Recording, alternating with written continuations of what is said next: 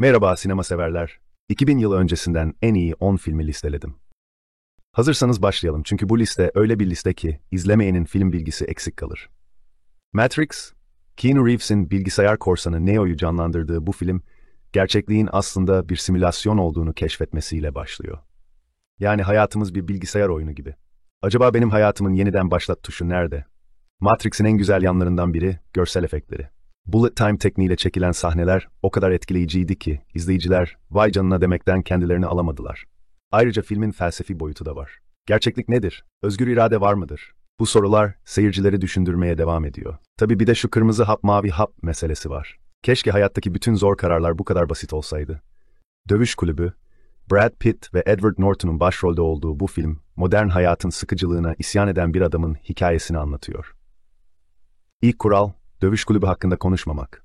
İkinci kural, bu filmi izlemeden ölmeyin. Dövüş Kulübü'nün en sevilen yanlarından biri, tüketim toplumuna getirdiği eleştiri. Satın aldığın şeyler sonunda seni satın alır repliği, hepimizi düşündürdü. Bir de filmin o meşhur plot twist'i var ki, ağzımız bir karış açık kaldı.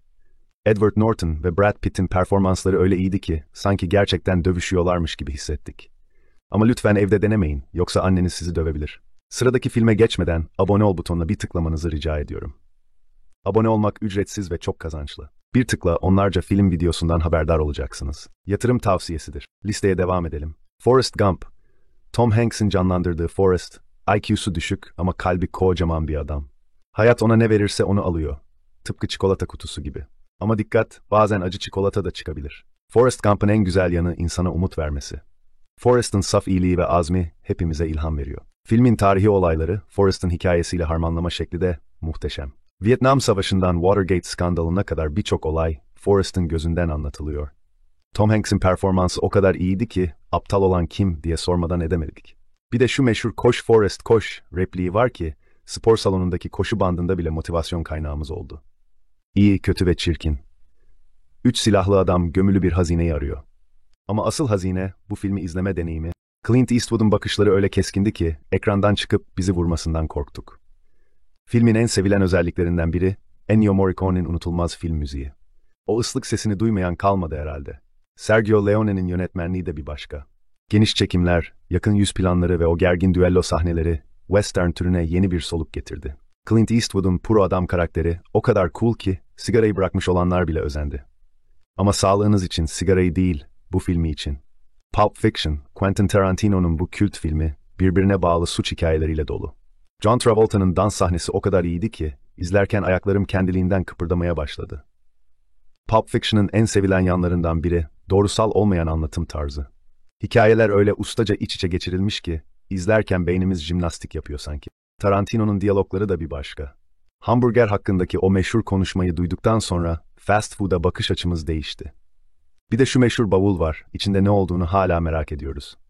Kuzuların sessizliği. FBI ajanı Clarice Starling, seri katil Buffalo Bill'i yakalamak için başka bir seri katil olan Dr. Hannibal Lecter'dan yardım istiyor. Bu filmin en çarpıcı yanı Anthony Hopkins'in Hannibal Lecter performansı. Sadece 16 dakika ekranda olmasına rağmen öyle bir etki bıraktı ki hepimizin rüyalarına girdi. Jodie Foster'ın Clarice Starling'i de muhteşem. Güçlü bir kadın karakter arayan bunu örnek alsın. Filmin gerilim dozu öyle yüksek ki izlerken tırnaklarımızı yedik. Schindler'in Listesi. İkinci Dünya Savaşı sırasında bir Alman iş adamının çalıştırdığı Yahudileri Nazi kamplarından kurtarma çabasını anlatan etkileyici bir film. Steven Spielberg'in bu filmi o kadar iyi ki siyah beyaz olmasına rağmen hayatımıza renk kattı. Schindler'in Listesi'nin en güçlü yanı, insanlığın en karanlık dönemlerinden birini anlatırken bile umut ışığını göstermesi. Liam Neeson'ın Oscar Schindler performansı öyle etkileyici ki hepimiz "daha fazlasını yapabilirdim" repliğiyle ağladık. Filmin siyah beyaz çekilmesi de müthiş bir karar. Sadece birkaç renkli sahne var ve bunlar o kadar etkili ki kırmızı palto giyen kız çocuğunu asla unutamıyoruz. Bu film insanlığımızı sorgulatıyor ve ben olsam ne yapardım sorusunu sorduruyor. 12. Öfkeli Adam. Bir jüri genç bir adamın kaderini belirlemek için tartışıyor. Başlangıçta 11'e 1 olan oylar zamanla değişiyor. Yani bazen azınlık haklı çıkabilir. Keşke bunu telefonunu çıkar diyen dayılara da anlatabilsek. Bu filmin en etkileyici yanı, tek bir odada geçmesine rağmen sizi ekrana kilitlemeyi başarması. 12 farklı karakter, 12 farklı bakış açısı ve ortada bir adamın hayatı. Henry Fonda'nın 8 numaralı jüri üyesi performansı öyle ikna edici ki biz de kendimizi o jüri odasında hissediyoruz. Film, ön yargılarımızı sorgulatıyor ve makul şüphe kavramını yeniden düşünmemizi sağlıyor. Ayrıca grup dinamikleri üzerine de harika bir ders veriyor. Bu filmi izledikten sonra arkadaşlarınızla nereye yemek yemeye gideceğinize karar verirken bile daha dikkatli olacaksınız. Baba Corleone ailesinin 3 nesil boyunca süren hikayesi. Mafya babası olmak istiyorsanız bu film size reddedemeyeceğiniz bir ders verecek. Baba serisinin en sevilen yanlarından biri aile dramı ile suç dünyasını ustaca harmanlaması. Marlon Brando'nun Don Vito Corleone performansı öyle ikonik ki ona reddedemeyeceği bir teklif yaptım repliği aklımıza kazındı. Al Pacino'nun Michael Corleone'si ise gücün insanı nasıl değiştirebileceğinin mükemmel bir örneği. İkinci film hem devam filmi hem de öncül olması açısından bir başyapıt. Robert De Niro'nun genç Vito'su, Brando'ya öyle güzel bir saygı duruşu ki sanki zaman yolculuğu yapmış gibi hissediyoruz. Bu filmler sadece mafya filmi değil, aynı zamanda Amerikan rüyasının karanlık yüzünün de bir portresi. Listedeki son film Esaretin Bedeli, Andy Dufresne'nin haksız yere hapse girmesi ve özgürlüğe kavuşma yolculuğunu anlatan bu film, umudun gücünü gösteriyor.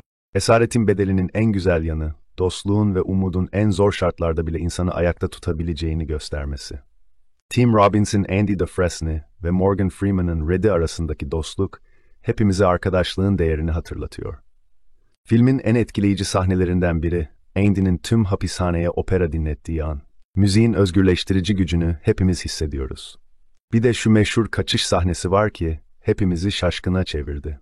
Andy'nin zekası ve sabrı, bize hayatta her şeyin mümkün olduğunu gösteriyor. Film öyle etkileyici ki, hapishaneye düşsek bile umutlanacağız galiba. İşte, sinema tarihinin en iyi filmlerinden onu. Bu filmleri izlemediyseniz hemen bir maraton yapın. Ama dikkat, bu kadar harika filmi art arda izlemek, normal filmleri sıkıcı bulmanıza neden olabilir. Bu filmler sadece birer film değil, aynı zamanda popüler kültürün de önemli parçaları. Her biri bize farklı bir şey öğretiyor. Umudun gücü, dostluğun önemi, adaletin değeri, özgürlüğün bedeli ve en önemlisi iyi bir hikayenin gücü. Sinema sadece eğlence değil, aynı zamanda bir ayna. Toplumu, insanı ve hayatı yansıtıyor. Bazen bizi güldürüyor, bazen ağlatıyor, bazen düşündürüyor. Ama her zaman bir şeyler katıyor hayatımıza. Bu 10 film sinemanın gücünün mükemmel örnekleri. Her biri kendi tarzında bir başyapıt. Ama unutmayın, bu sadece bir liste. Sinema dünyası o kadar zengin ki, keşfedilecek daha çok film var. İçeriğimiz hoşunuza gittiyse, videoyu beğenirseniz büyük katkınız olacak. Abone olmayı da unutmayalım.